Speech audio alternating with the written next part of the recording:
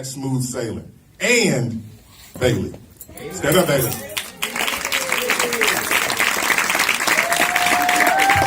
Now, Bailey's kind of short, so you might not have seen her stand up.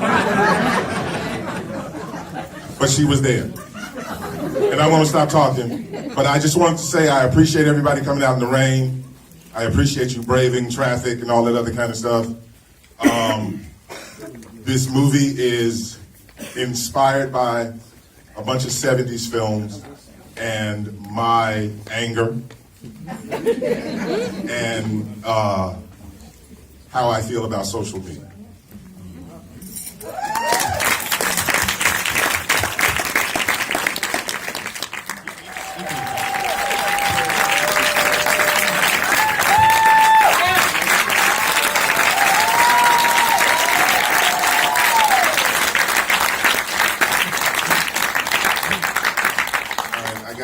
Couple of things to say real quick before. Chris Joyner, please stand up.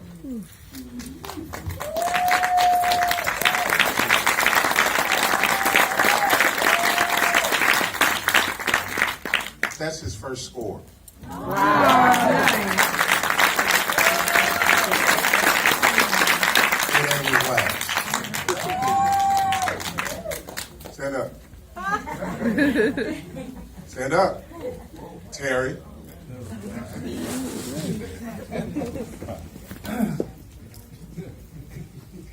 I grew up with him. He didn't grow up with me because he's older.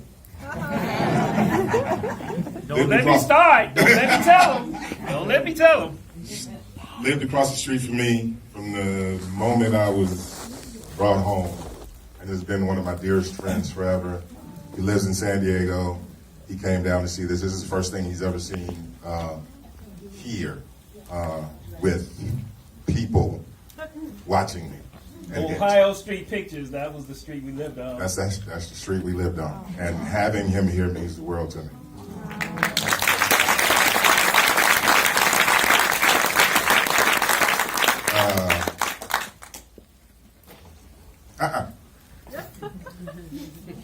Cree, please, stand up. Yay!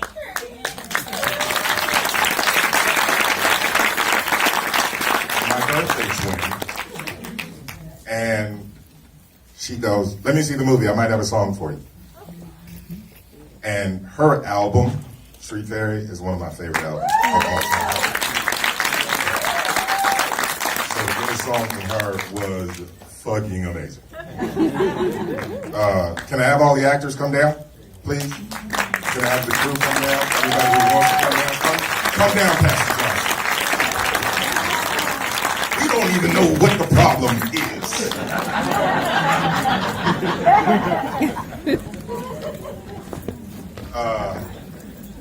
Bailey, where you at? Oh, okay.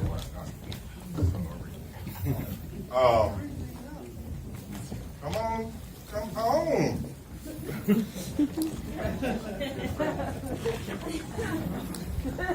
He had 2 legs, a dick, 2 arms, and a face. Where are you? Okay. So please, for these people.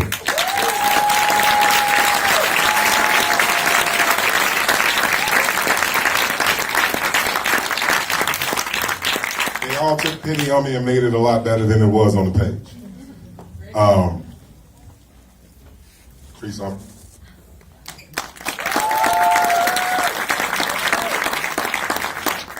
Tamara Taylor. I'm going to get this right. Victoria Platt.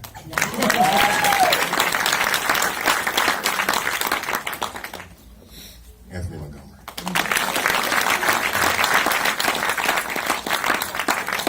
Best friend in the whole world. Although I'm not here. What'd you say? In the whole world. You're in the universe. Elimu Nelson. Grandma. Jackie Stone. Jackie J. Stone.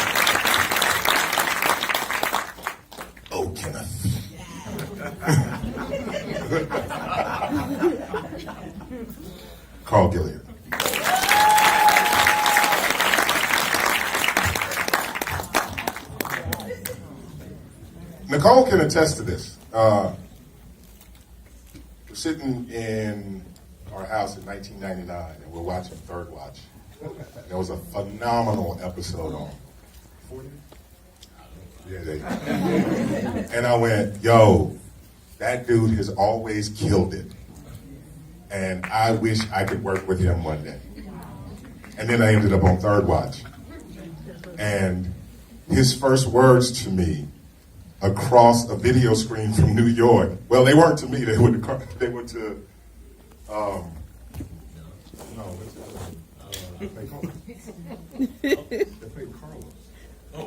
Anthony. He goes, is that a brother over there?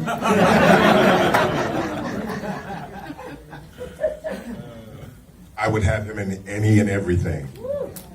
He is one of the best.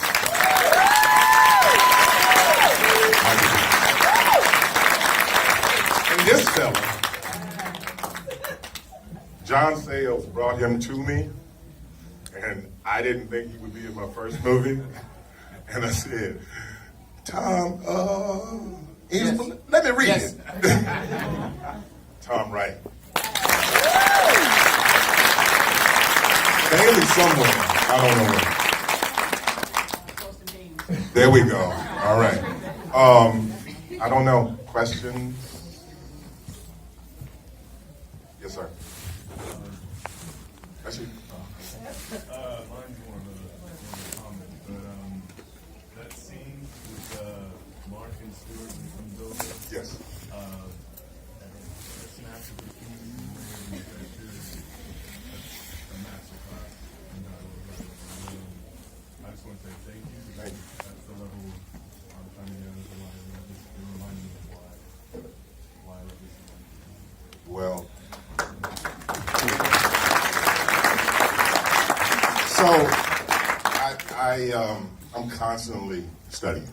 Right? I'm constantly there are my pantheon writers, and I go, I just need to get close to them.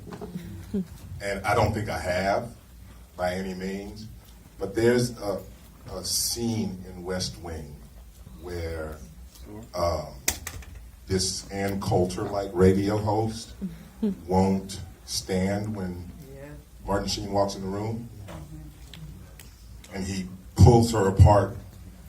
You know, should we play football? Because, and that scene always plays in my head. You get that good, you're somewhere, and I'm nowhere near it, but I keep trying, and that was one of those.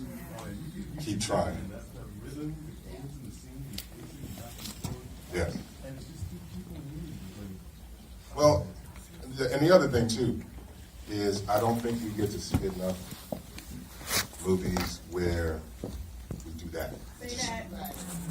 You know, we actually just talk and conspire and try to fool each other, and you know, I don't know if you've seen High Flying Bird, and Terrence McNally killed it, and Steven Soderbergh killed it, but it's that thing, you know. So I aspire to that. Yes, sir. You kept bringing up the theme of journalists having to be devoted to the truth. And your central character seems to have been, you know, on both sides of it, like not really focused on the truth, as opposed to, yeah, maybe that's something I could do. The reason I was bringing this up is because I was just wondering if you had some experience in journalism, or were you just relying on what journalists are supposed to do? I think the truth is subjective, no matter how we want to. I mean, there are empirical things, science. If I put my hand over your mouth and your nose, you will stop breathing. But when we start talking about what's the truth, look at the government, look at what's happening right now. It changes every second. I was watching All the President's Men. And I think it's an amazing, amazing film. And after I got through watching it, I was like, you know, I want to do a movie about a black journalist. Not that it had anything to do with color, but I just wanted to see black folks who do that. And I Googled movies with black journalists to make sure that I was, and the only thing that came up was Denzel in Pelican Brief, and he's second fiddle to Julia Roberts. And I thought, well, that's a damn shame. And so it was one of two ways to write it. I was going to write it to try to sell it, or I was going to write it to try to make it. And I'm an independent filmmaker, so I always go for the second. But I think when it comes to the truth, I think what I tried to do, I don't think about theme when I'm writing or when I'm shooting or whatever. It's a revelation to me as much as it is to anybody else when I watch it.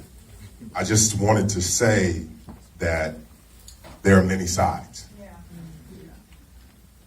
And let me just end by saying, I'm a practicing journalist for over 51 years now. And we have a creed, most journalists don't even know about it.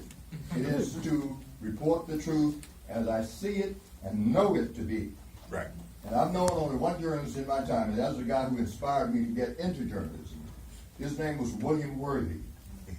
He was active back in the 50s and 60s, and it came out of that cloud of communist suspicion that the U.S. took away his passport and barred him from traveling to Cuba. He went there anyway, though.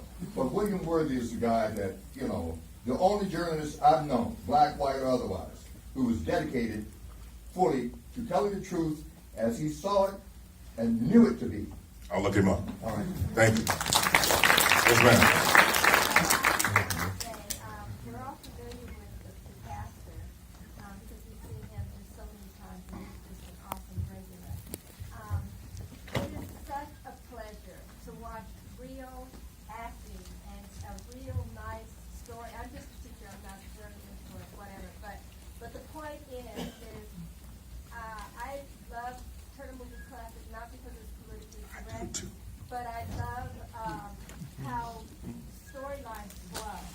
And in a world of reality TV, to actually see people just perform, I saw the truth thing throughout. I thought that, the pastor's wife, how she sat down, acting like 1,000 words. So Noah's a beast. How the detective knew Bullying. cyberbullying. Cyberbullying. He knew the truth. I felt the pain of the dad. It's just, and then I know. I just want to touch it. But and I could, just feel the flow of it as the relationship between the journalist and his wife and his daughter. It showed a whole other side. This is a man who's trying to provide for his family, the mess he goes through on the job, the struggles of African American people when the dad talks about, gosh, Right. It's just, the movie was just awesome. Thank you. Loved it. Thank you. Thank you. Hitchcock said the best thing you can do as a director is be an audience, and I just brought people that I wanted to watch. And literally I could shoot. What do they call it? The repertory? Yes. I could use all of these, like John Ridley used the same people in American Crime year to year. I could use all of these people over and over again and never get tired. Anybody? Yes, ma'am. So as a writer and director, you already talked a little bit about what influenced you to make this, including your anger. Fueled. What have you seen recently that kind of gives you a cinephile high that makes you excited? Shut up. She said, I'm going to ask you this question. Vice. I absolutely loved it and watched it over and over again and recommended it to you. I think it set a standard in terms of taking over a film as a filmmaker and still speaking your truth as a filmmaker. Nairi's an amazing writer, by the way. Yes. Not to interrupt Mr. Sir Charles, but can we get a round of applause for a very fine filmmaker?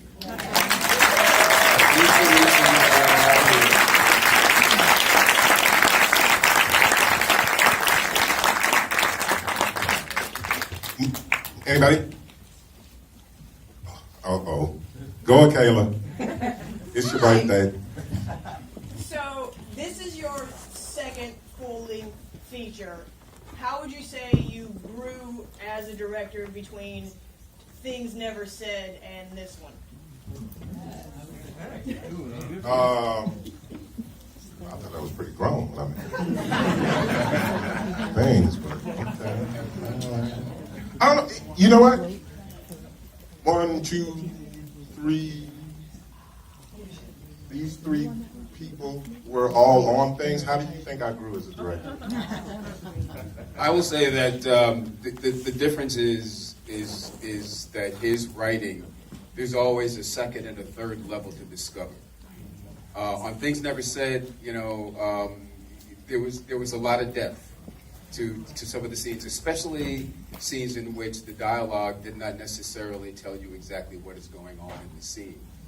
But what he has managed to do is take dialogue and layer it in a way that you get much more meaning, and it allows us as actors to not just play the dialogue, but to play the substance of the individuals caught in a specific moment at a specific time. And you can only do that if you are supported by great writing. So I would say that for me, it's more about the depth of the relationships that you put on screen.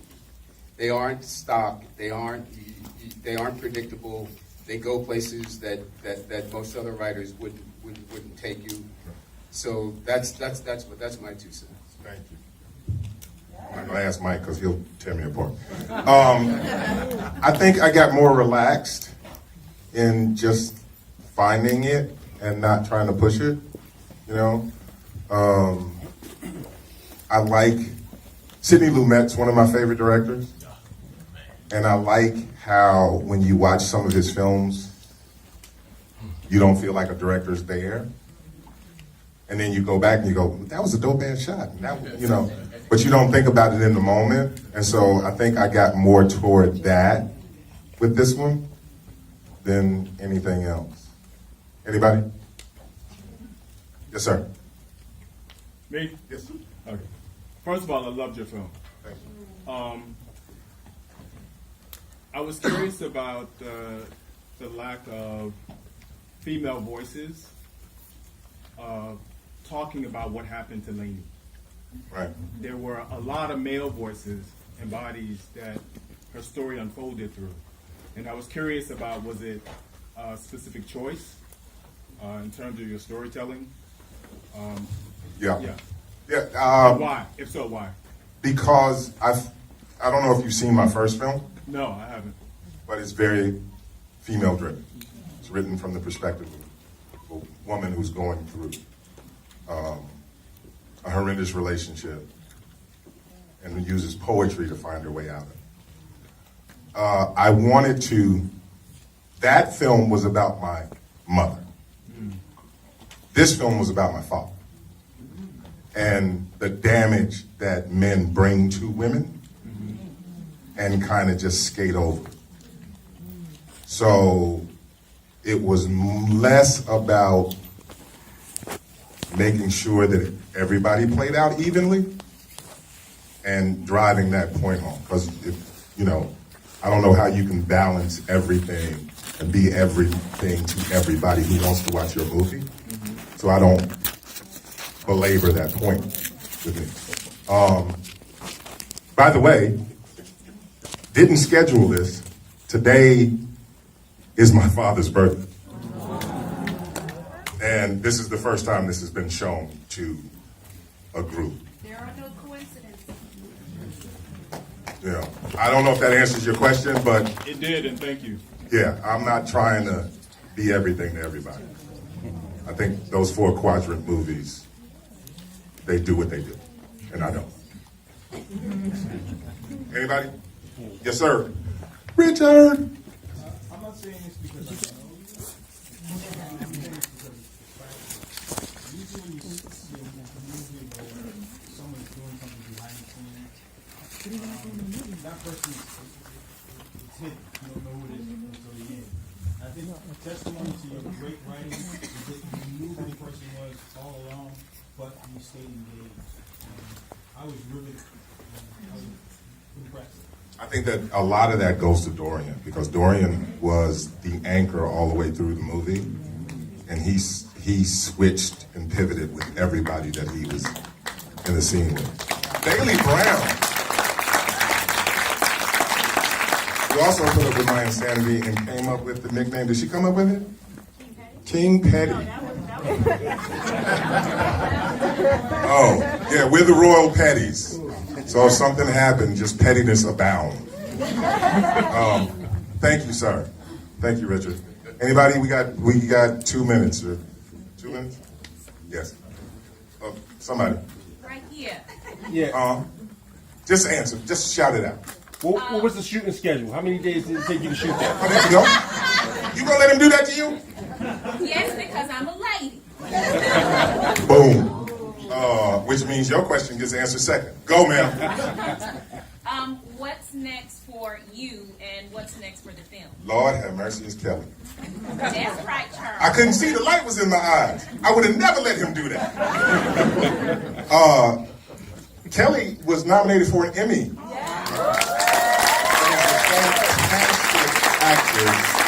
And is sitting next to a fantastic writer-director, Patricia Cuffy-Jones. And I completely forgot your question. What's next? I don't know. I gotta pay for my kids and people and a house. And I don't get. Thank you, ladies and gentlemen. Good night. 16 days, right? Yeah, but 16 and then 2 days for reshoot? Yeah, but it was like 2 full weeks, and Yeah. then you had like 3 or 4 days of mini shoot, and then we had one day. Right. There you go. Yes, Terry. Before you're done with writing and everything, you should do a comic book hero. Because when he was little, y'all don't know Here this. you go. Yes. Good night, everybody. Too late. He had more comic books than anybody I've ever seen. Ever. If he'd have saved them, we would have made money off of them, but he didn't. But he knows comic books more than anybody else. And if he writes one, it'll be good. Like I was saying, keep talking. We gotta go. But thank you all. Thank you all.